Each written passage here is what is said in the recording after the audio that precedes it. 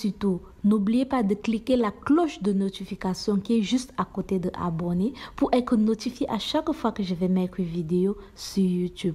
En faisant ce petit geste, vous m'aidez non seulement et aider aussi ma chaîne à grandir. Alors mes abonnés, alors mes loulous, je compte sur vous. À bientôt.